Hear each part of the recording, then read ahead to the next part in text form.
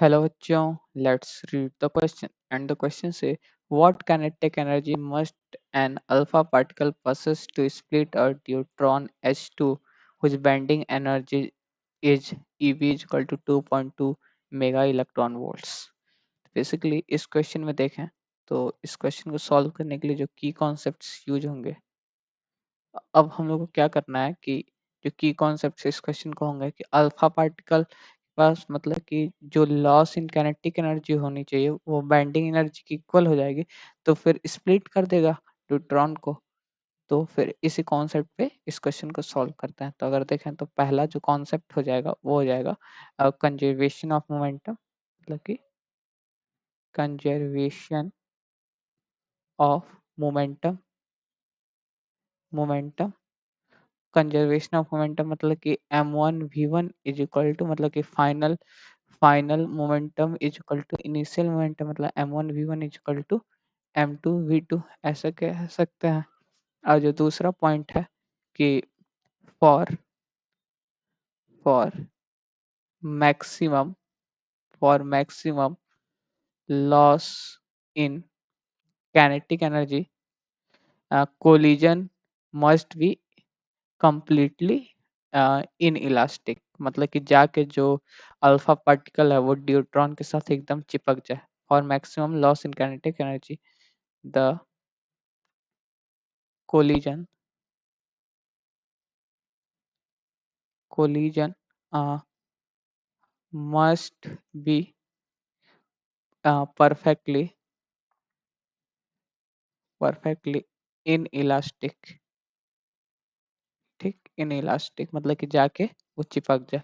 और हाँ तो फिर और जो दूसरा चेंज इन काइनेटिक एनर्जी हो जाएगा डेल्टा के ई, मतलब कि डेल्टा का चेंज इन काइनेटिक एनर्जी हो जाएगा कि जो मतलब कि difference of final kinetic energy minus initial kinetic energy, मतलब कि जो भी ज़्यादा होगा उसमें से कम को। अब तो फाइनल ज़्यादा होगा नहीं क्योंकि कुछ तो उसको स्प्लिट करने में ही मतलब कि करने में चला जाएगा, तो बस हमने इसलिए डिफरेंस लिख दिया है। तो चलिए अब इस क्वेश्चन को सॉल्व करते हैं। तो अगर हम लोग देखें तो हम लोग का क्या है, जो हम लोग का इनिशियल सिनारियो है कि हम लोग के पास एक ड्यूट्रॉन जिसका मास 2m जानते हैं, वो रेस्ट पे है, इसकी वेलोसिटी है 0।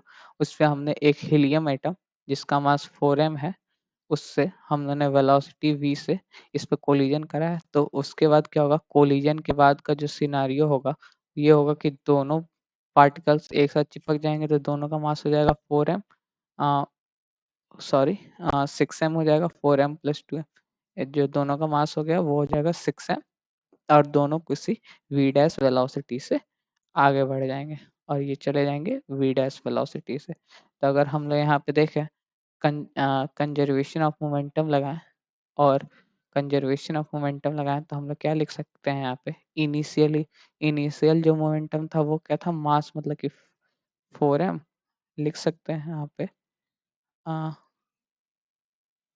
बाई एक मिनट,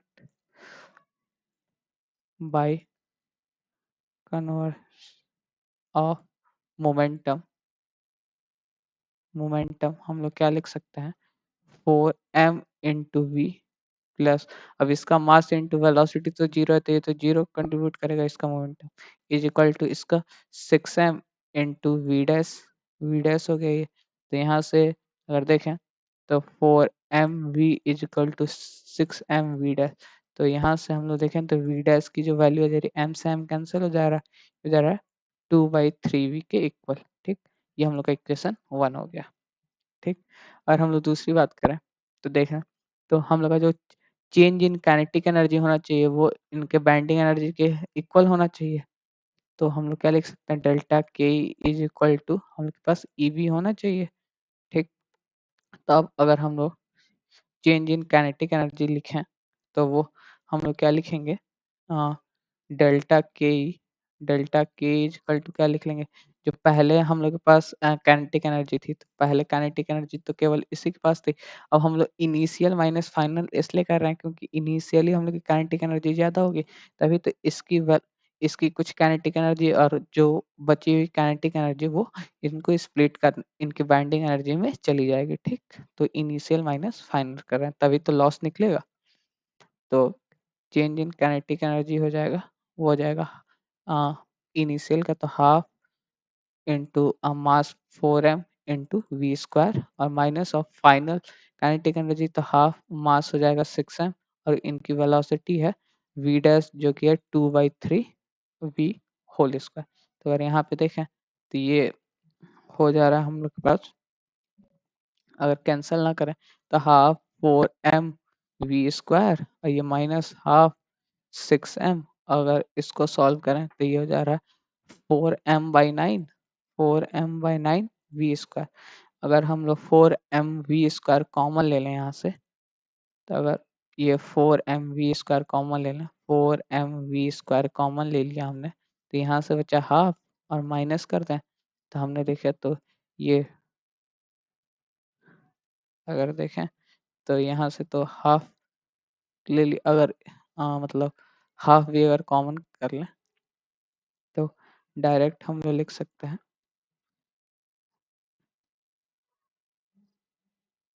ठीक? तो हमने हाफ भी कॉमन कर लिया, तो यहाँ से बचेगा 1 और यहाँ पे बचेगा माइनस।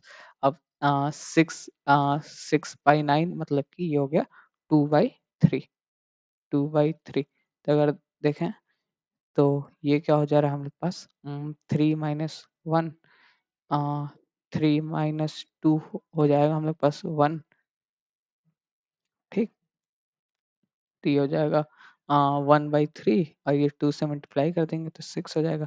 या तो ऐसे भी कर सकते हैं कि डेल्टा के इक्वल टू हो गया, ये हो जाएगा 2m v स्क्वायर और ये हो जाएगा 2 - 1 मतलब सॉरी 3 - 2 तो 1/3 तो बाई 3 हो गया ये, ठीक? v स्क्वायर हम लोग का डेल्टा के आ गया।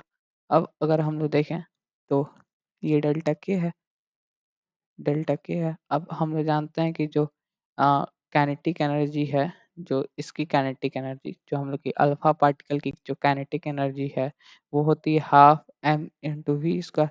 तो उस टर्म में अगर लिखना चाहें तो हम लोग क्या लिख सकते हैं, यहाँ पे लिखें अगर, क्योंकि k इक्वल टू है हाफ मास मतलब कि 4m इंटू जो उसकी वेलोसिटी हमने v मानी है, तो हम लोग क्या लिख सकते हैं, डेट इम्प्लाई। अब अगर इसके टर्म में लिखना चाहें तो इसको थोड़ा सा मॉडिफाई करें, डेल्टा के इक्वल टू अगर लिखें 4m v स्क्वायर बाई 6, तो हम लोग लिख सकते हैं इसको क्या लिख देंगे, इसको देखें तो ये हो जा रहा है 2m v स्क्वायर, ठीक?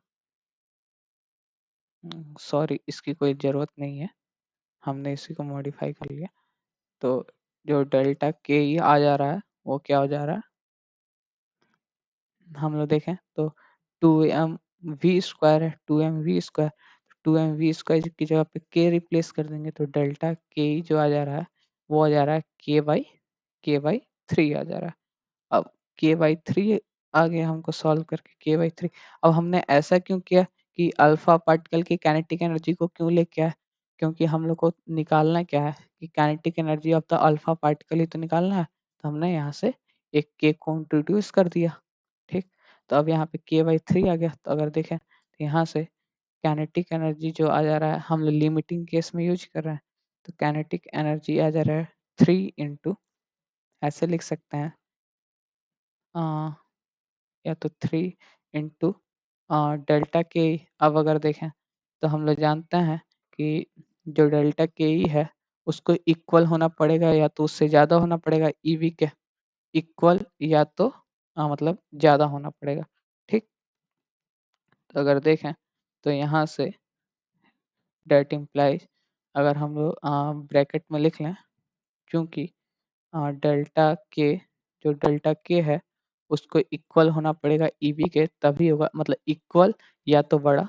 तो हम अभी इक्वल लेके चल रहे हैं लिमिटिंग केस में, तो यहाँ से हम लोग क्या लिख सकते हैं, डायरेक्ट अप्लाई के इज इक्वल टू 3 ईवी के इक्वल होना पड़ेगा। अब के इज इक्वल टू 3 ईवी, तो अगर यहाँ से देखें तो हम लोग के पास ईवी की वैल्यू दी हुई है, तो डेट इम्प्लाई के की जो वैल्यू आ जाएगी 3 टाइम्स मतलब कि ये आ गया हम लोग के पास 6.6 मेगा इलेक्ट्रॉन वोल्ट, मतलब कि के की वैल्यू हो जाएगी 6.6 इलेक्ट्रॉन वोल्ट्स। और हम लोग को यही तो सॉल्व करना था कि kinetic energy of the alpha particle, और हमने के वही है ही, तो हम लोग का जो आंसर आ गया, so the final answer is kinetic energy of alpha particle is 6.6 mega electron volts. Hope you understand it well. All the best. Thank you.